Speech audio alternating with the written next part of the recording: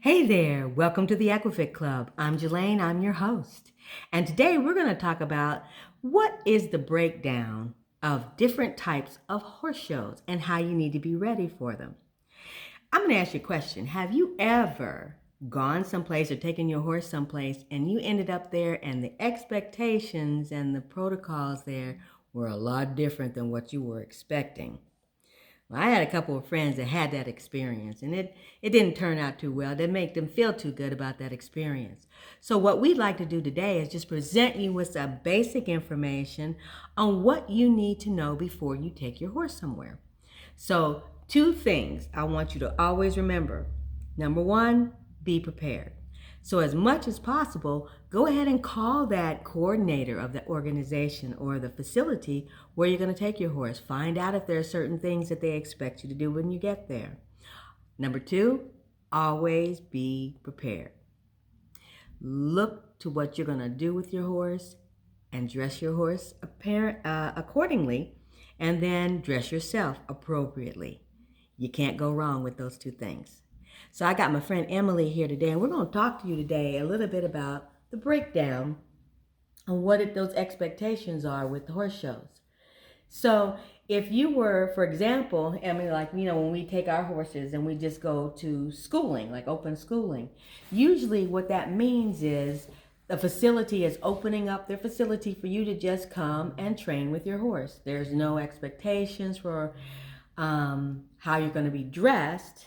You want to just be appropriate. If you're going to be riding English, or if you're going to be riding Western, if you're jumping and doing dressage, whatever that may be. But there's no instruction there, and there's no judge there. From that point, just in open schooling, you may think about, am I going to go and ride with a certain clinician? Now that can be a variation of things. So if you were going from, say, they're going to bring a clinician into the place where you are riding, then I would just make myself look as clean and appropriate and clean up my horse. But the expectations, and the protocols there are pretty low because you're familiar with that place. Whereas if you're going to trailer your horse to someplace else where a clinician is going to be, you may want to find out what those expectations are, because they may want you to look show ready and have your horse groomed like it was show ready. From that point, fun shows or schooling shows. And Emily, what would you say the best breakdown or the difference between a fun show and a schooling show would be? So, in my opinion, what I've seen is a schooling show and a fun show are kind of the same thing, but it's just a difference of terminology between a Western person and an English person. Most of the time, you'll hear fun show, and it's more of a Western based class list, whereas a schooling show is going to be more of your English based.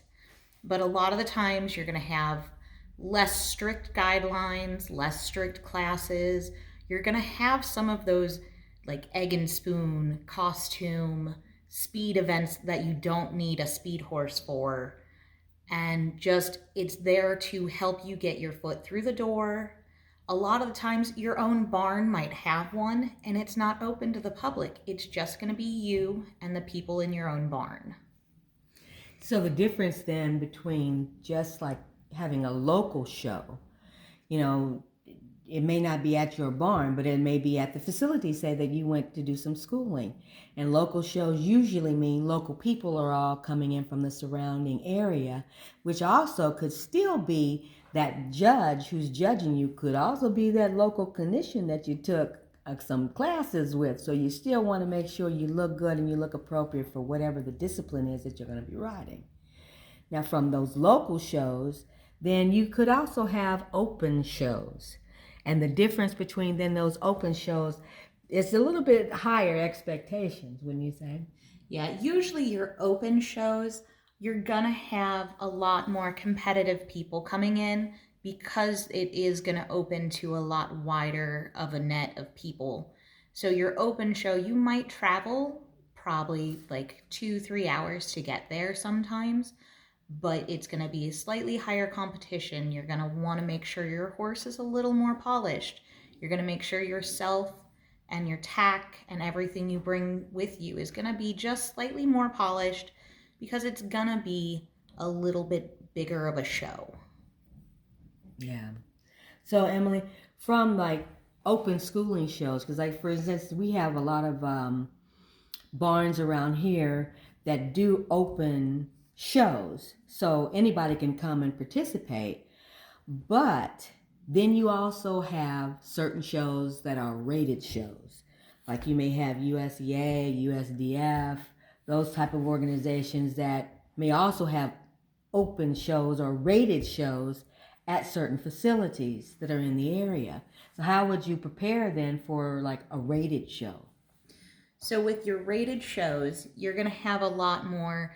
You're going to need to be either part of their association that is putting the show on, or they'll have an outsider fee on your show bill, and it'll say that you either need to be in, or it'll give a day fee to be in that show. That and those are going to usually be your lower level shows to get you to start getting points, because most associations have a point system for your end of the year or to go to higher shows. Okay. So if I'm preparing my horse and I'm grooming my horse to be show ready, and I'm looking at a rated show as opposed to an open show, if I'm just starting off, that open show would probably be a lot easier entry. Yes, for me. Your open show will be your first step into getting ready to get to that rated point, because your open show is going to feel a little more relaxed.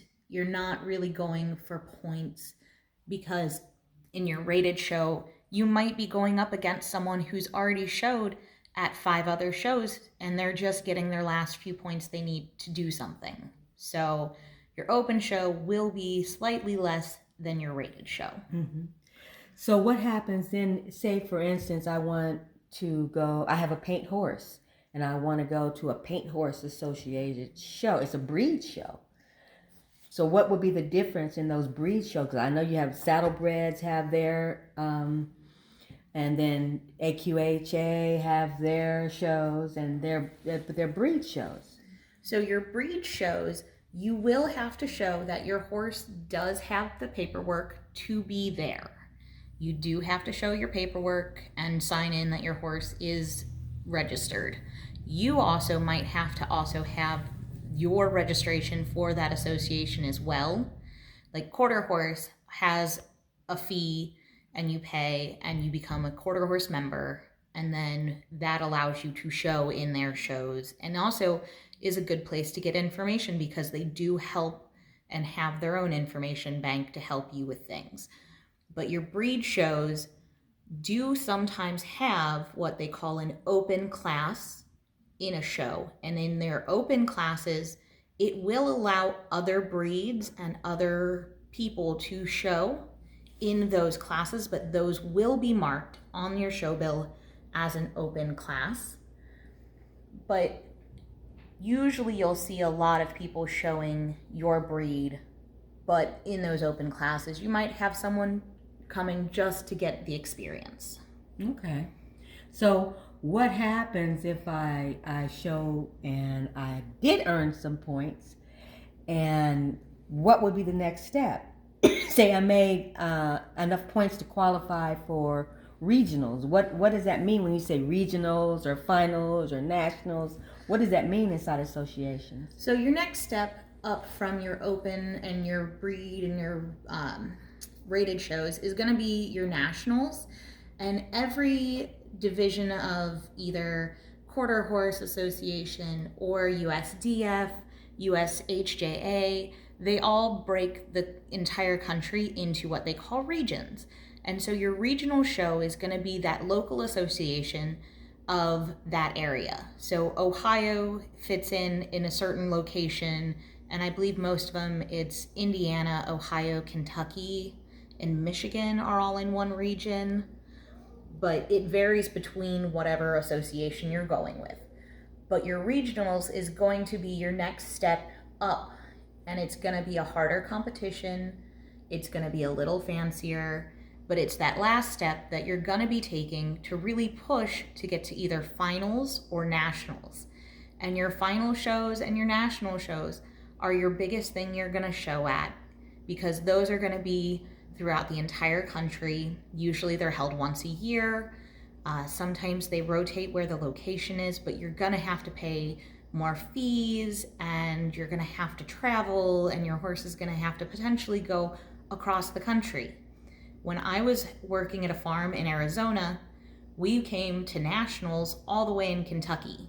And so we had to load up all of our horses and all of our stuff from Arizona, trailer all the way to Kentucky, and we showed for a week in Kentucky and then would go all the way back to Arizona. Yeah, that's a haul. It is.